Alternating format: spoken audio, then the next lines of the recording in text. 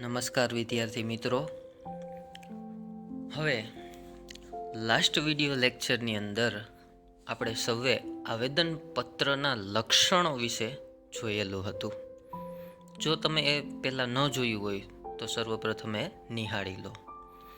હવે આજે આપણે આવેદનપત્રનું શું મહત્ત્વ છે એના વિશે જોશું. હવે મહત્ત્વ તો એક આપણે સર્વસામાન્ય કે ભાઈ એ કંપનીનો પાયાનો દસ્તાવેજ છે અને એ કંપનીનું શું છે, બંધારણ છે. અને આપણે જાણીએ છીએ એમ કે કોઈ પણ ચીજ વસ્તુ, માનવ વસ્તુ, વ્યક્તિ કોઈ પણ હોય, દરેકે કાયદાના દાયરામાં રહી અને કાર્ય કરવું પડે છે. તો આવું જ આપણે આવેદનપત્રનું મહત્ત્વ જોશું આજે, કે કંપની ધારા હેઠળ નોંધાતી દરેક કંપની માટે આવેદનપત્ર નોંધાવવું ફરજિયાત છે. કે ભાઈ એમાં સ્પષ્ટ ઉલ્લેખ થઈ જાય કે શેના માટે છે, કયા હેતુથી સ્થાપવામાં આવી છે વગેરે બાબતો. કંપની ધારો 2013 અનુસાર એમાં કંપનીને લગતી પાયાની વિગતો દર્શાવવામાં આવે છે, જેમ કે નામ છે, રજિસ્ટર ઓફિસ છે, કયા ઉદ્દેશ છે અથવા તો ધ્યેય છે વગેરે બાબતો. નીચેના જુદા પક્ષકારો માટે મહત્વની માહિતી છે કે ભાઈ આવેદનપત્રનું આ 4 ટોપિક આપ્યા છે, એમાં શું એની દ્રષ્ટિએ મહત્વ છે એ જોઈએ. તો કે પહેલાં તો આવેદનપત્રનું કંપનીની દ્રષ્ટિએ શું મહત્વ છે, કે કંપની માટે તો આપણે જોયું હતું, છતાં પણ ફરી પાછું રિપીટ થાય છે કે કંપની માટે આ મુખ્ય દસ્તાવેજ છે. આવેદનપત્ર કંપનીનો પાયો છે, જો બેઝિક જરૂરિયાત છે. આવેદનપત્ર કંપનીનું બંધારણ અને કાર્યક્ષેત્ર દર્શાવે છે કે ભાઈ એનું શું કાર્યક્ષેત્ર છે, કેવા પ્રકારનું બંધારણ છે, કેવા ઉદ્દેશો છે, જેની અંદર આમાં શું હોય છે તો કે કંપનીનું નામ, ઉદ્દેશો, મૂડી, જવાબદારી, રજિસ્ટર ઓફિસ કયા રાજ્યમાં રહેશે, આ વગેરે બાબતો હોય છે. કંપની આવેદનપત્રમાં દર્શાવેલી ઉદ્દેશથી ચલિત કાર્ય કરે તો તે સત્તા બહારના કાર્યો ગણાશે. ચલિત કાર્ય એટલે કે જે 2013ના કંપની ધારા અનુસાર જે સૂચિ પ્રમાણે, બંધારણ પ્રમાણે જે કાયદા ઘડવામાં આવ્યા એના વિરુદ્ધ કોઈ કાર્ય કરવામાં આવે, અથવા તો ચલિત એટલે સત્તા બહારનું કાર્ય કરવામાં આવે, તો એ કેવા ગણાશે? સત્તા બહારના. અને એ કાર્યો સત્તા બહારના હોય તો આપણે અગાઉ પણ જોયું હતું એમ કેવા કાર્ય થઈ જશે? રદ બાતલ અથવા તો રદ થઈ જશે. કંપની કેટલી સત્તાવાર મૂડી ધરાવે છે, સભ્યોની જવાબદારી મર્યાદિત છે કે અમર્યાદિત, તે આ દસ્તાવેજથી જાણી શકાય છે. કે ભાઈ સંપૂર્ણ વિગત આપણે જોયું હતું ઓલા ટેબલમાં, કે શેર મૂડીથી જવાબદારીવાળી છે કે મુક્ત છે કે કેવી છે, એ વગેરે ટેબલો અનુસરીને પણ આપણે નિશ્ચિત કરી શકીએ કે કંપની કયા પ્રકારની છે. ત્યારબાદ બીજો ટોપિક છે કંપનીના લેણદારો, વેપારીઓ, બેંકોની દ્રષ્ટિએ, કે આવેદનપત્ર ત્રાહિત પક્ષ સાથે કંપનીના સંબંધો નક્કી કરે છે. ત્રાહિત એટલે અન્ય પક્ષકાર, કે જ્યાં જરૂરિયાત પડશે કંપનીને તો એવા લોકો પાસેથી એ મૂડી એકઠી કરી શકશે. ફોર એક્ઝામ્પલ લેણદાર છે, વેપારી છે, બેંકો છે, આ વગેરે. પણ એની સાથેના સંબંધ ક્યારે મજબૂત બને? કે જો એને આવેદન પત્ર ઉપર સંપૂર્ણ ભરોસો આવે તો. કંપની જે કાર્યો કરવા માગે છે તે માહિતી મેળવીને લેણદારો, વેપારીઓ, બેંકો નાણાં ઉછીના આપવા કે નહીં તે અંગે નિર્ણય લઈ શકે છે. કે ભાઈ સર્વપ્રથમ આ તમામ ત્રાહિત પક્ષકારો છે એ બધા કંપનીનું આવેદનપત્ર ચેક કરે અને એમાં એમને યોગ્ય લાગે કે નહીં ભાઈ અહીંયા આપણે ઇન્વેસ્ટમેન્ટ કર્યા જેવું છે, કે પૈસા આપ્યા જેવા છે, તો એ રોકાણ કરે છે. એટલે એમની દ્રષ્ટિએ પણ આવેદનપત્ર મહત્વનું છે, એટલે કે લેણદાર, વેપારી, બેંકો. પછી છે કંપનીના શેર હોલ્ડરોની દ્રષ્ટિએ, કે ભાઈ કંપનીને ધંધામાં મૂડીની જરૂરિયાત જ્યારે ઊભી થાય તો એ શું કરશે? શેર બહાર પાડશે, બરોબર. અને એ શેર કોણ ખરીદશે? Share holder. ખરીદનારને શેર હોલ્ડર કહેવામાં આવે. શેર હોલ્ડરોએ રોકેલા નાણાંનો ઉપયોગ આવેદનપત્રમાં જણાવેલ પ્રવૃત્તિઓ માટે જ થશે તેવી ખાતરી શેર હોલ્ડરોને મળે છે. કે ભાઈ આવેદનપત્રમાં સ્પષ્ટ સૂચવેલું હોય કે શેર હોલ્ડરો જે પોતાના પૈસા કંપનીમાં રોકે છે શેર ખરીદીને, એ તમામ પૈસાનો ઉપયોગ માત્ર ને માત્ર આ કંપની છે, બરોબર, એ આવેદનપત્રમાં જે જણાવેલી પ્રવૃત્તિઓ છે એના માટે જ કરશે. પોતાના અંગત સ્વાર્થ માટે કોઈ જાતનો ઉપયોગ કરશે નહીં. જો તે પ્રમાણે કંપની કાર્ય ન કરે તો તેને શેર હોલ્ડરો અદાલતમાં પડકારી શકે. એટલે કે જે આવેદનપત્રમાં જણાવ્યું એ પ્રવૃત્તિથી વિરુદ્ધ કંપની કોઈ કાર્ય કરે તો શેર હોલ્ડર પોતાના સ્વ બચાવ માટે થઈ પોતે જે પૈસા રોકેલા છે એને બચાવવા માટે થઈ અને એ કંપની ઉપર અદાલતમાં કેસ કરી શકે છે. શેર હોલ્ડરોની જવાબદારી જે શેર ખરીદેલ છે તેની દાર્શનિક કિંમત જેટલી જ મર્યાદિત રહેશે તેમ નક્કી થવાથી સલામતી અનુભવે છે. કે ભાઈ એણે જેટલા પછી માનો કે કંપની જે કાર્ય કરે એણે એક વખત કેસ કરી દીધો એટલે કંપની એના માટે જવાબદાર થઈ ગઈ કે ભાઈ આ વિરુદ્ધનું કાર્ય કરે છે. તો જે શેર હોલ્ડરોએ જેટલા રૂપિયાના શેર ખરીદેલા હોય, માનો કે ₹1,00,000 શેર ખરીદા છે તો એ ₹1,00,000 તો એ શેર હોલ્ડરને મળવા પાત્ર થઈ જાય. પછી કંપની ગમે એ કરે એને શેર હોલ્ડરને કાંઈ લાગે નહીં, તર વળગે દાર્શનિક કિંમત એટલે કે એણે જે રોકેલા છે એટલું તો પૈસા એને મળવા પાત્ર થાય જ જો વિરુદ્ધ કાર્ય કરે તો, બાકી કોઈ પ્રશ્ન આવતો નથી. અને છેલ્લું છે આવેદનપત્રના મહત્વ જાહેર જનતાની દ્રષ્ટિએ, કે સમાજની કોઈ પણ વ્યક્તિ કંપનીમાં નાણાં રોકવા માટે પ્રાથમિક માહિતી આવેદનપત્રમાંથી મેળવી શકે છે અને તેની નકલ પ્રાપ્ત કરી શકે છે. હવે તમારે પણ શેરમાં ઇન્વેસ્ટમેન્ટ કરવું છે, બરોબર, કોઈ પણ કંપની હોય, ચાહે રિલાયન્સ હોય, ટાટા હોય, બિરલા હોય, નિરમા હોય, કોઈ પણ હોય, તો એ શેર બહાર પાડે એ પહેલાં આપણે એનું આવેદનપત્ર ચેક કરી શકીએ, એ આપણો હક છે, બરોબર. એટલે જાહેર જનતા, આપણે સામાન્ય જનતા થઈ, તો એની નકલ આપણે મેળવી અને આપણને યોગ્ય જણાય તો આપણે પણ એમાં પૈસા રોકી શકીએ છીએ. તો આ હતું આવેદનપત્રનું મહત્વ.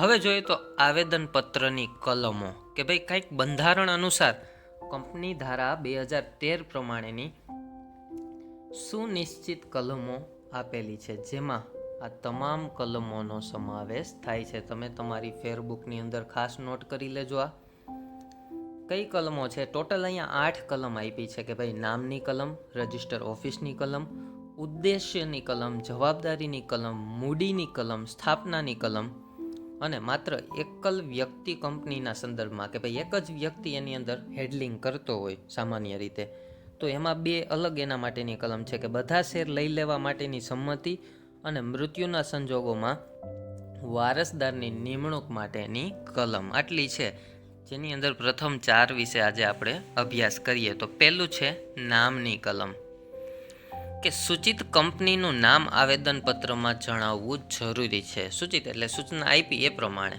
આવેદનપત્રની અંદર જે કંપનીને માન્યતા મળી ગઈ હોય તો કંપનીનું કંઈક નામ પગ તો હોવું જોઈએ ને, નહીતર કઈ રીતે ઓળખાય? આજે તમે જ છુઓ તો તમારું પણ નામકરણ થયું, મારું પણ નામકરણ થયું, તો એવી રીતે જ્યારે આપણો જન્મ થયો અને આપણું નામકરણ થયું તો અહીંયા પણ કંપનીની જ્યારે સ્થાપના થાય તો ત્યારે નામ નિશ્ચિત કરવું પડે. પણ એમાંય કેટલાક નિયમો છે. શું છે એ જોશું. કોઈ પણ કંપની નામ વગર ન હોઈ શકે. આજે રિલાયન્સનું નામ જ ન હોત તો આપણે કઈ રીતે એને ઓળખત? કંપની એક કૃત્રિમ વ્યક્તિ હોવાને કારણે નામ હોવું આવશ્યક છે. સ્થાપક જે નામ ઈચ્છે તે નામ રાખી શકે છે, પરંતુ તેમાં નીચેની જોગવાઈઓનું પાલન કરી કંપનીનું નામ પસંદ કરી શકે છે. કે ભાઈ કંપનીનો જે માલિક છે, સ્થાપક તરીકે જેને ઓળખવામાં આવે, એ કંપનીનું નામ કોઈ પણ રાખી શકે, પણ એના માટેની પણ કંઈક કાયદા કાનૂન છે. તમને એમ થાય કે શું કામ આવા કાયદા કાનૂન? આપણે તો આપણું નામ રાખી શકીએ. તો જોઈએ એ શું છે. તો એમાં પહેલું છે કે આવેદનપત્રમાં સૂચિત નામ હયાત ધરાવતી કંપનીનું કે તેની સમાન ન હોવું જોઈએ. હયાત ધરાવતી એટલે હાલમાં કંપની આપણા દેશની અંદર અસ્તિત્વમાં હોય. હવે રિલાયન્સ છે તો બીજું રિલાયન્સ નામ આપણે રાખી શકીએ નહીં. ટાટા છે તો આપણે ટાટા રાખી શકીએ નહીં. નિરમા છે તો નિરમા આપણે રાખી શકશું નહીં. એટલે કે જે કંપની હયાત છે અત્યારે આપણા દેશની અંદર, તો એનો એક 2013નો કંપની ધારાનો કાયદો છે કે બીજું કોપીરાઇટ નામ તમે રાખી શકો નહીં. એ સિવાય અલગ તમે વિચારી શકો, બરોબર? જો નામના નિયમ છે. પછી બીજું ટોપિક જોઈએ તો કે આવું નામ અનિચ્છનીય કે વાંધાજનક ન હોવું જોઈએ. એટલે કે કોઈ જાતિ, ધર્મ કે વ્યક્તિઓના સમૂહને ઉલ્લેખતું ન હોવું જોઈએ, જેનાથી અપવાદ થાય.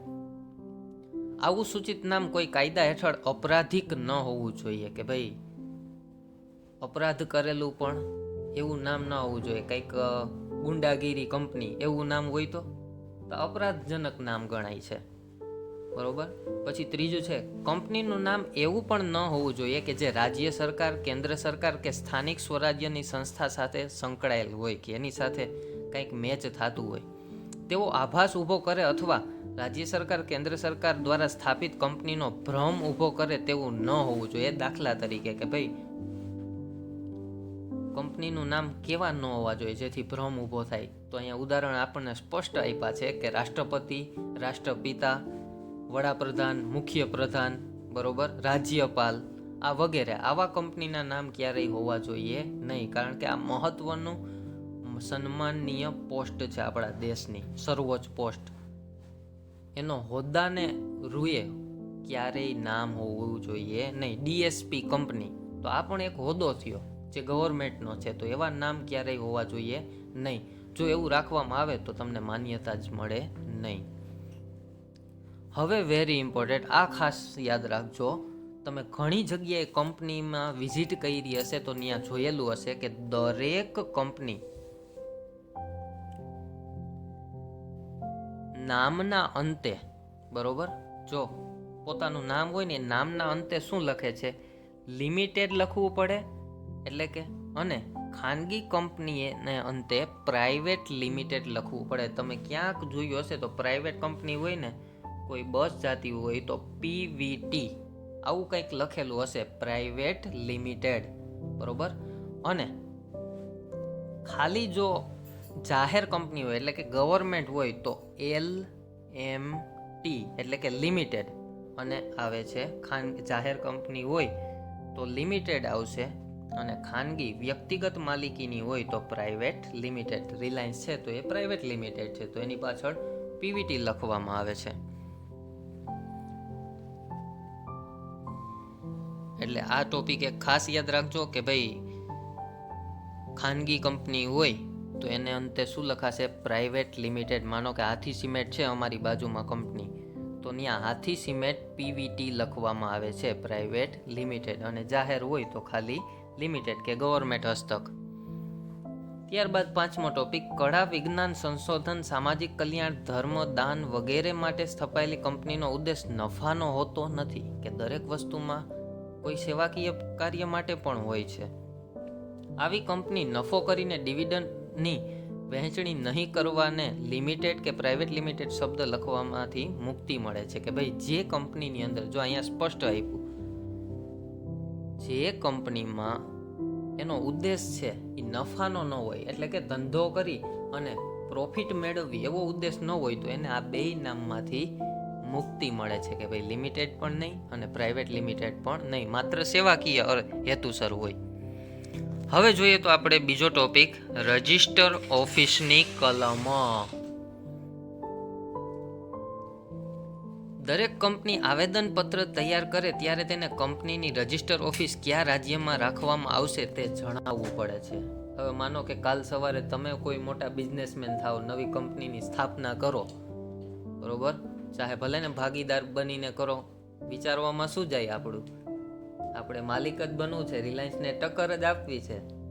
તો તમે જ્યારે કંપનીની કોઈ પણ સ્થાપના કરો તો એ રજિસ્ટર ઓફિસ એની ક્યાં રાખવી છે? કોઈ પણ રાજ્યમાં રાખી શકો છો તમે, બરોબર. તો એ રજિસ્ટર ઓફિસનું વર્ણન છે આવેદનપત્રમાં કરવું અનિવાર્ય છે.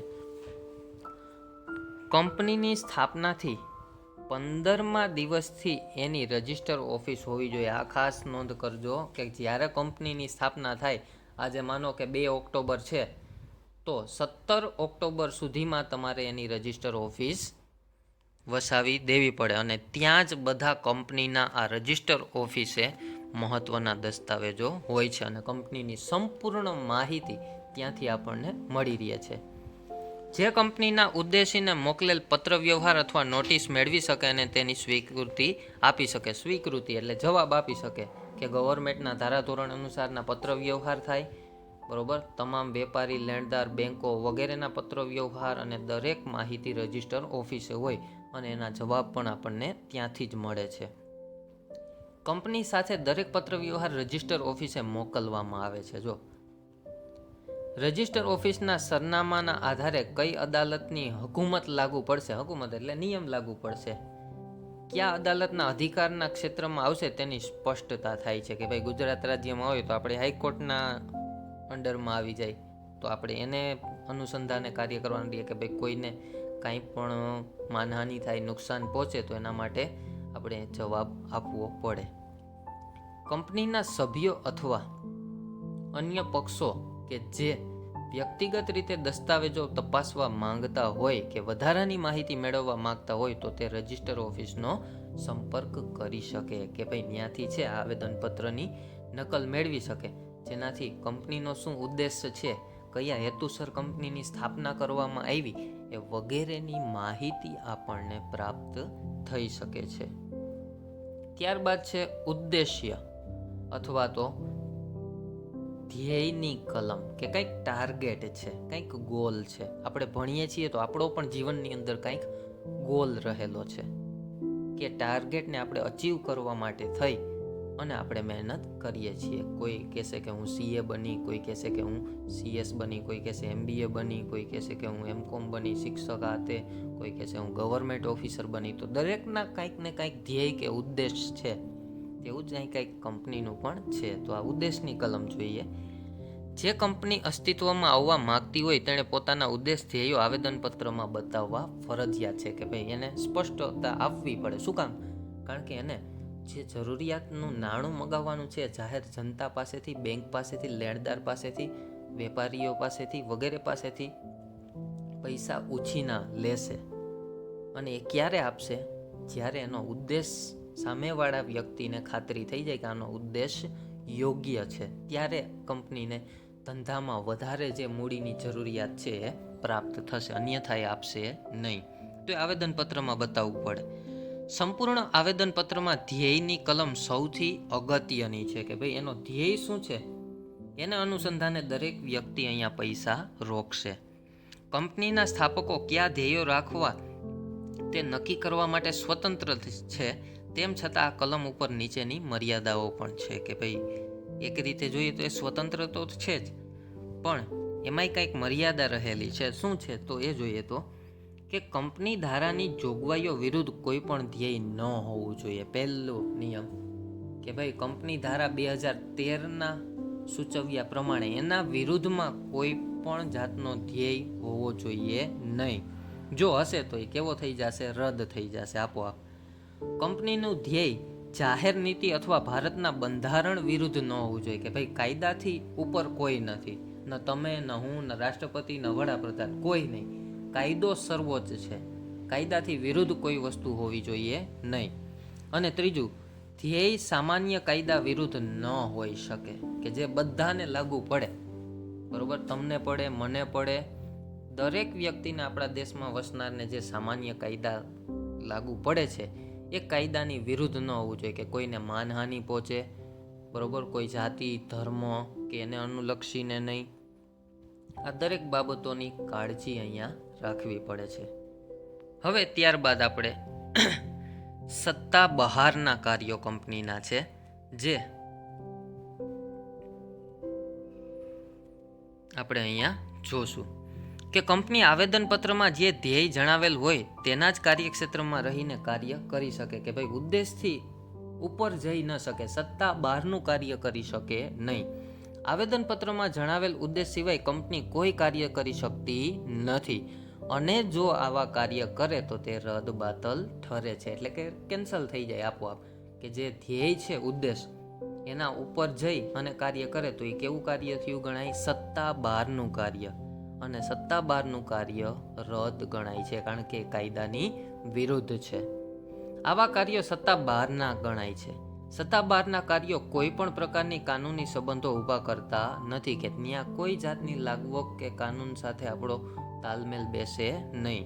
આ સિદ્ધાંત મુજબ કંપનીના સભ્યો એટલે કે શેર હોલ્ડર સર્વાનુમતિ ધરાવતા હોવા છતાં ઉદ્દેશ બહારના કાર્યોને સર્વાનુમતિથી બહાલી આપી શકતા નથી. બહાલી એટલે મંજૂરી આપી શકતા નથી કે સત્તા બહાર શેર હોલ્ડરની સામાન્ય સભા ભરાય, એમાં કોઈ જાતનો નિર્ણય લેવાય, પણ એ કંપની ધારાથી વિરુદ્ધ હોય, બરોબર, કંપનીના બંધારણ અને ઉદ્દેશથી વિરુદ્ધ હોય તો એ સત્તા બહારનું કાર્ય થયું.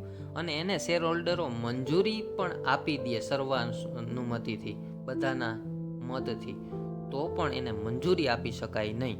જો સત્તા બહારના કાર્યો કરવામાં આવે તો નીચે પ્રમાણેની અસરો થાય છે. હવે કેવી અસર થાય એ જોઈએ તો કે સંચાલકો આવા કાર્યો માટે વ્યક્તિગત રીતે જવાબદાર બને છે, કારણ કે સંપૂર્ણ સંચાલન કોના અંડરમાં થાય તો કે સંચાલકોના અંડરમાં થાય છે. જો સત્તા બહારનું કાર્ય હશે તો એમાં વ્યક્તિગત રીતે સંચાલક જવાબદાર ઠરશે અને એની ઉપર કાયદાકીય જોગવાઈ થશે. અદાલત આવા કાર્યો કરતા રોકી શકે છે કે ભાઈ સત્તા બહારનું છે તો સંપૂર્ણ છે કે નિયમ વિરુદ્ધ થયું, અને નિયમ વિરુદ્ધ જે તે અદાલતની અંડરમાં હોય એ આ કાર્ય કરતા કંપનીને રોકી શકે. સત્તા બહારના કરારો રદ બાતલ છે કે એ માન્યતા મળે જ નહીં. કંપનીના કર્મચારીઓ દ્વારા કરવામાં આવેલ સત્તા બહારના કાર્યો માટે કંપની જવાબદાર બને છે કે ભાઈ કંપનીએ કેમ ધ્યાન ના દોર્યું. આવેદનપત્રમાં સ્પષ્ટ સૂચન હતું, તો એના માટે કર્મચારીઓ તો જવાબદાર બનશે જ, સાથે સાથે કંપનીને પણ એની ભરપાઈ કરવી પડશે, એ પણ જવાબદાર બનશે.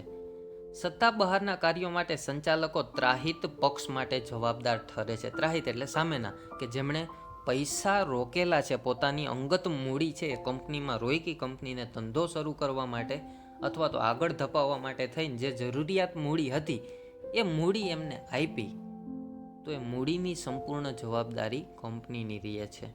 એટલે એના માટે પણ કંપની જ જવાબદાર ગણાશે, કારણ કે એમણે તો સત્તાના આધીન થઈ અને એમને પૈસા જરૂરી આપેલા હતા.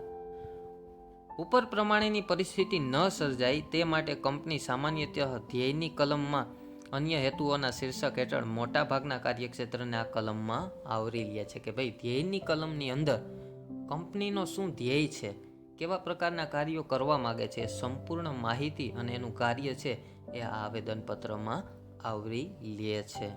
હવે છે જવાબદારીની કલમ, જે આપણે નેક્સ્ટ વિડીયો લેક્ચરમાં નિહાળશું.